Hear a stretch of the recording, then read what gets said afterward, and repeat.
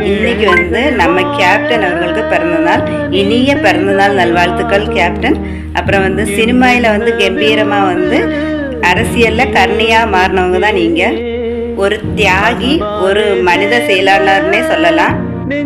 தன்னால முடியறத எல்லாத்தையுமே மக்களுக்கு தன்ற ஒரு தலைவன் தான் நீங்க. அதே மாதிரி பசின்னு யார் வந்தாலுமே அவங்களுக்கு சாப்பாடு போட்டு விடுறவங்க தான் நீங்க.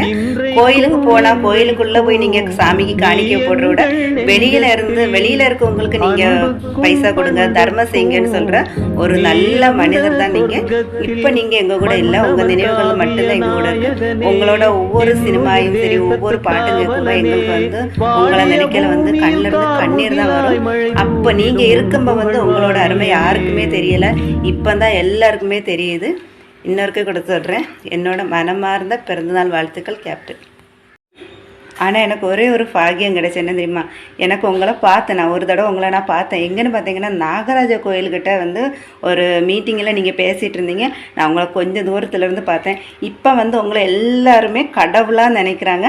அந்த கடவுளை நான் பார்த்தேங்கிறப்போ எனக்கு மனசுக்கு ரொம்ப சந்தோஷமாக இருக்குது. ஒருக்க எனக்கு உங்களை பார்க்கறதுக்குள்ள பாக்கியம் கிடைச்சி.